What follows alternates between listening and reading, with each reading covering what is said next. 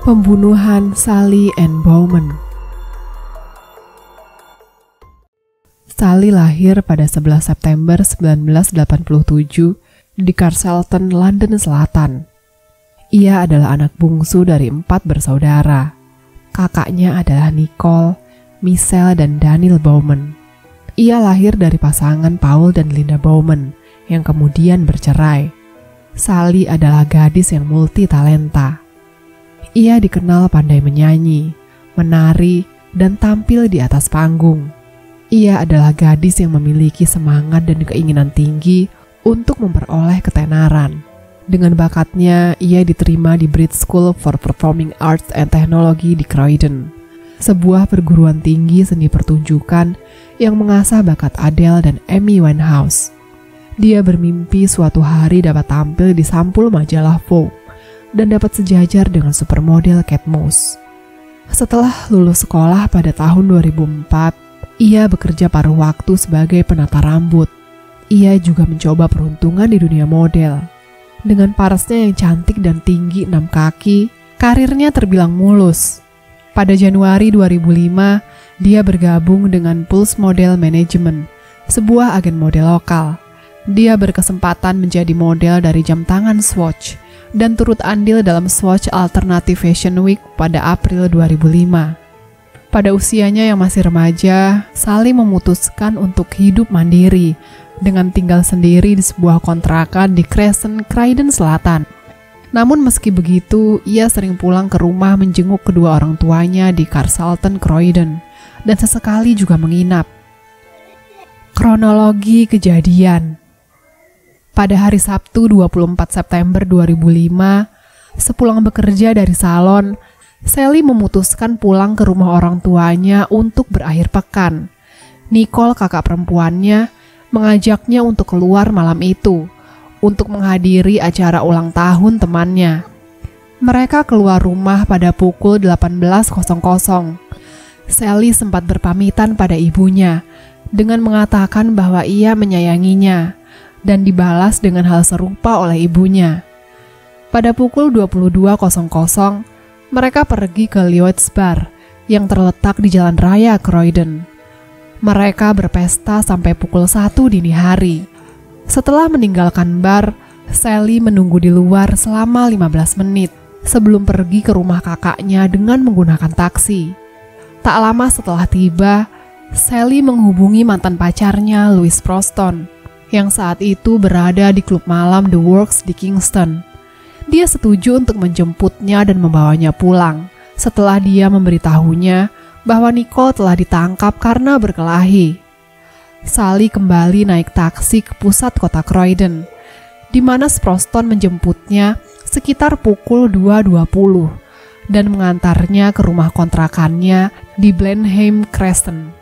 Saat berada di dalam mobil, Bowman dan Proston bertengkar. Mereka saling tuduh melakukan perselingkuhan yang menyebabkan berakhirnya hubungan mereka baru-baru ini. Adu argumen berlangsung selama 2 jam dan momen itu melekat kuat dalam ingatan Louis. Saya pikir dia bersama laki-laki lain malam itu, dan dia pikir saya bersama perempuan lain. Itu hanyalah kecemburuan. Nada suara kami mungkin tinggi, tapi tidak sampai berteriak, dan tidak akan sampai kedengaran dari luar mobil. Kami lalu berbaikan, berpelukan dan berciuman. Tapi Sally Ann tak ingin aku pergi, dan kami mulai berdebat. Itu terjadi sekitar 1,5 sampai 2 jam sejak kami tiba di sana. Tukang plester berusia 20 tahun itu menghentikan mobilnya di dekat rumah Sally. Namun Sally sepertinya masih enggan meninggalkan mantan pacarnya itu. Saya mencondongkan tubuh ke arahnya untuk membuka pintu penumpang. Kami keluar dari pintu penumpang. Saya pergi untuk masuk ke mobil lagi, tapi dia menahannya. Setelah beberapa menit baru saya kembali ke mobil dan mengunci pintu. Sally Ann mengambil tas tangannya, dan aku melihatnya berjalan pergi melalui kaca spion. Hal yang terakhir kulihat dari Sally Ann adalah saat ia memasuki taman depan rumahnya. Dia menatapku selama beberapa detik pertama saat dia mulai berjalan menuju taman. Tak lama setelah pukul 4.00, Bowman meninggalkan mobil dan Sproston pergi. Pukul 4.20, tetangga Sally Ann mendengar sebuah teriakan dari luar rumah. Namun ia tak mendapati sesuatu yang mencurigakan. Kemudian saat teriakan itu tak terdengar lagi, ia melanjutkan tidurnya. Sayangnya, tak ada seorang pun tetangga Sally yang keluar rumah untuk memeriksa suara itu. Saat matahari mulai terbit, pukul 6.30, salah satu tetangga yang sekitar 2 jam lalu sempat mendengar teriakan Sally menemukan tubuh gadis berusia 18 tahun itu tergeletak bersimbah darah dan tak bernyawa di depan kontrakannya. Tetangga itu pun segera menghubungi polisi. Tak lama polisi pun datang. Tempat itu segera dipasangi garis polisi. Para tetangga langsung berdatangan untuk melihat penemuan mayat itu. Polisi pun segera menutup rumah itu untuk mengendalikan kerumunan. Polisi kemudian mendatangi rumah ibu Sally, yaitu Linda Bowman. Pada hari itu aku berteriak sangat kencang. Aku tak percaya apa yang terjadi. Seluruh hidupku hancur. Michelle sang kakak juga berkata, sesuatu meninggalkan diriku saat itu. Sesuatu yang tidak akan pernah kembali. Otopsi segera dilakukan setelah keluarga Bowman melihat jasad Sally Ann. Dan hasilnya sangat mengejutkan polisi. Sally ditikam berulang kali oleh penyerangnya. Ia ditikam di bagian leher dan perut. Beberapa luka tusukan menembus tubuhnya. Selain itu, ditemukan pula bekas gigitan di leher, dada, dan pipinya. Ia juga diperkosa saat terbaring sekarat tak berdaya. Tas tangan, kardigan, pakaian dalam, dan ponselnya juga dicuri. Detektif Stuart Candy yang menangani kasus ini mengatakan, ini adalah kasus terbesar yang pernah ditangani oleh kepolisian metropolitan. Investigasi pembunuhan. Penyerangan yang sangat keji tersebut mengejutkan masyarakat. Penyelidikan mendalam dilakukan untuk menemukan pembunuh remaja itu. Tak ada saksi mata atau CCTV di lokasi kejadian, meskipun itu daerah padat penduduk. Tak mudah untuk menemukan pelakunya. Namun ada satu bukti yang tak mungkin diabaikan dari peristiwa itu, yaitu DNA si pembunuh. Polisi awalnya mencurigai Sproston sebagai tersangka, dan dia kemudian ditangkap.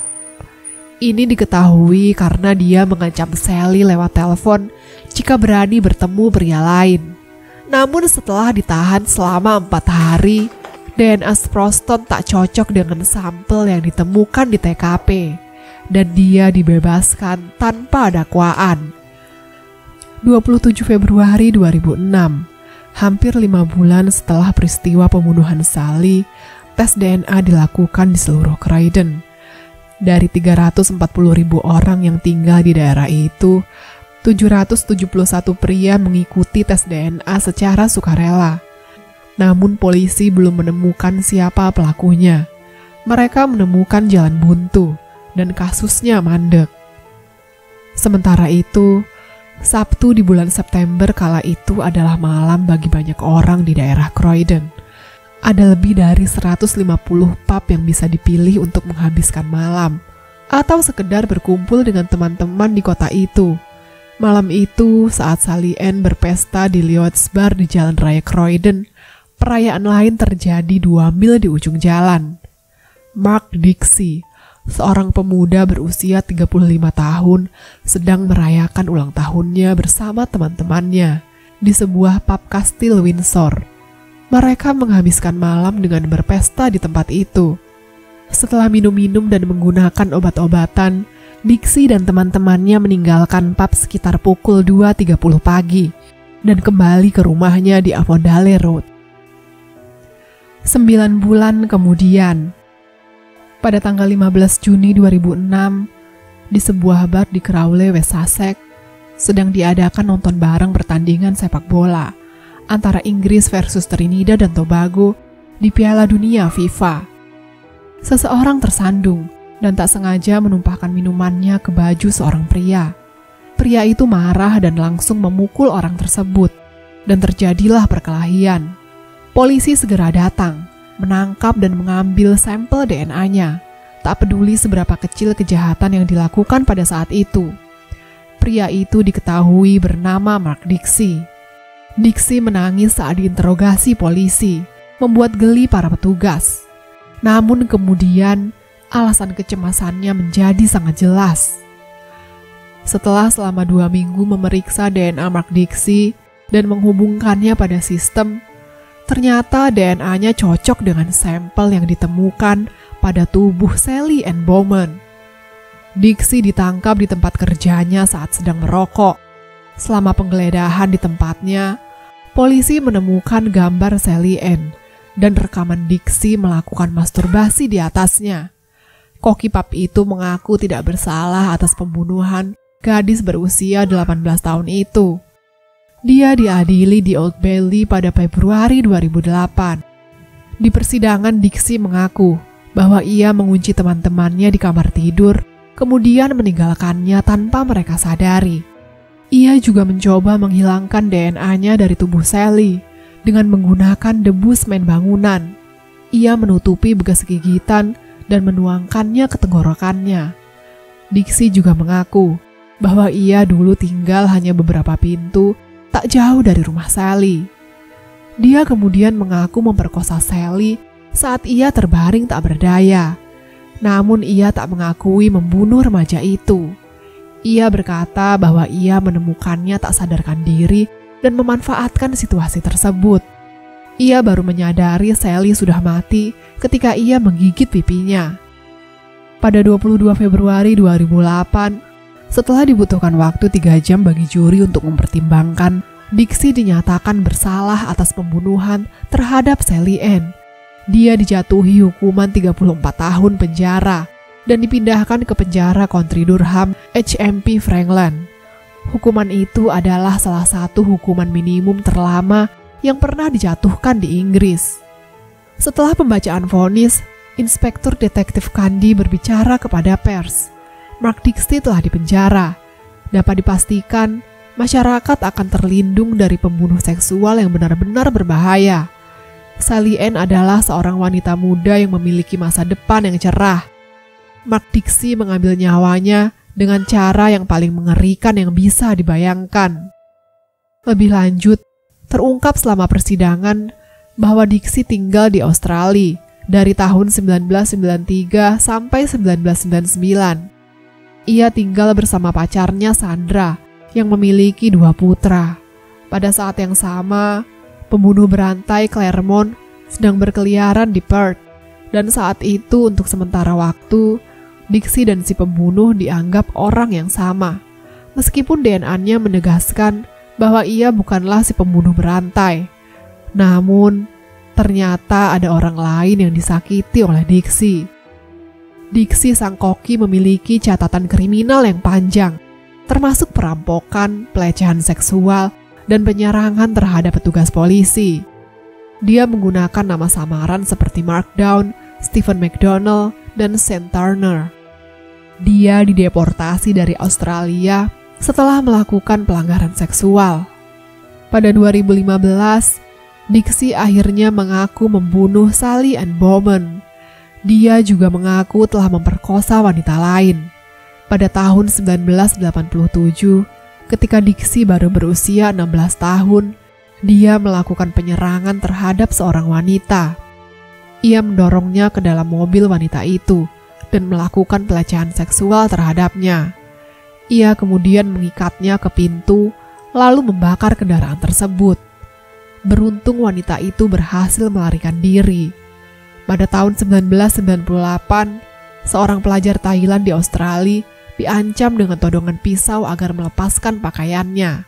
Penyerangnya kemudian menikamnya dan membiarkannya sekarat. Meskipun akhirnya dia selamat, DNA yang ditemukan di TKP adalah milik Mark Dixie. Ia juga mengakui melakukan pemerkosaan brutal pada tahun 2002. Dixie melakukan pelecehan seksual terhadap wanita di tangga dan memukulnya dengan rautan pisau. Namun beruntung, wanita itu dilaporkan selamat dari serangan itu. Dixie juga dilaporkan merampok, memperkosa, dan memukuli 3 wanita saat tinggal di Spanyol bersama pacarnya.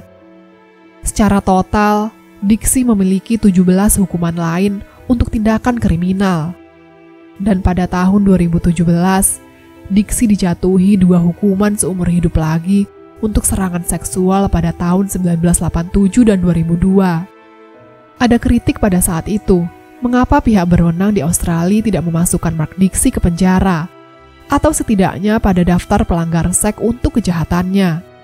Pada saat itu, Dixie hanya diperintahkan membayar denda dan dideportasi. Kami sekarang tahu dia ditangkap setidaknya 3 kali di Australia, tapi dia dideportasi tanpa peringatan apapun yang dikeluarkan oleh pihak berwenang, kata Linda, ibu Sally, pada The Mirror. Mereka tidak melakukan pekerjaan mereka dengan benar, dan itulah alasan putri saya meninggal. Mark Dixie masih dipenjara di HMP Franklin, di mana dia dilaporkan berteman dengan Levi Balfield, Ian Hanley, dan mendiang Peter Sutcliffe. Selama bertahun-tahun, Dixie telah dikaitkan dengan kasus lain yang belum terpecahkan, termasuk serangan terhadap seorang wanita yang hanya beberapa jam sebelum Sally Ann di lingkungan yang sama. Juga serangan terhadap seorang tunawisma yang terbunuh pada Januari 2005, Jennifer Kelly.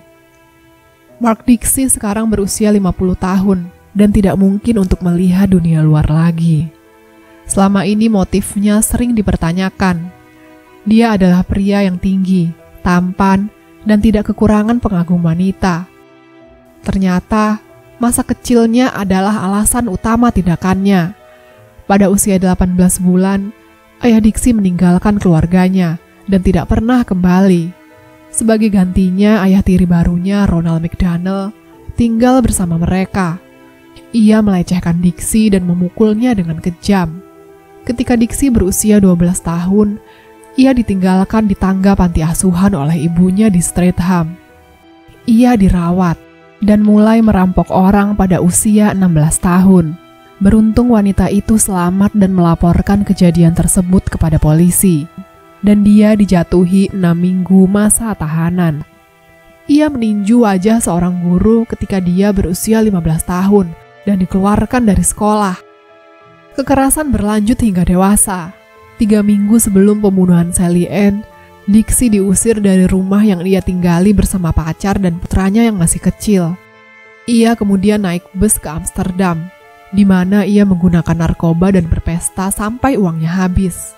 Pada malam pembunuhan Sally, Dixie telah mencoba meyakinkan pacarnya Stacy agar mau menerimanya kembali, namun ditolak. Hal ini membuat emosinya memuncak dan tak terkendali, sehingga berakhir dengan penyerangan dan pembunuhan terhadap Sally Ann. Hatiku tidak akan pernah sembuh, bahkan dari waktu ke waktu. Aku tidak mengerti kenapa anak perempuanku diambil dengan cara yang kejam, ungkap Linda Bowman. Pada tanggal 11 September 2008, sebuah peringatan diadakan untuk menandai ulang tahun Bowman yang ke-21. Balon-balon dilepaskan di Central Croydon, di luar Primark di North End. Sementara itu, setelah dijatuhi vonis, Mark Dixie dipindahkan ke penjara Belmarsh, London. Namun ternyata, narapidana di sana banyak yang tidak menyukainya. Ia mendapat ancaman untuk dilukai atau bahkan dibunuh. Demi keselamatannya, akhirnya ia dipindahkan ke penjara HMP Long Lartin. Pada tahun 2009, ada sebuah sayembara senilai 50 pounds atau 1 miliar rupiah untuk siapapun yang bisa melenyapkan nyawanya. Dia adalah seorang pengecut yang memangsa wanita yang rentan dan melakukan kejahatan padanya. Di penjara, banyak sekali yang tidak menyukainya, terutama sesama tahanan, ungkap petugas penjara HMP Long Lartin kepada Guardian November 2009. Pada akhirnya, kejahatan akan menemukan hukumannya sendiri. Mark Dixie hidup dalam bayang-bayang ketakutan selama sisa hidupnya.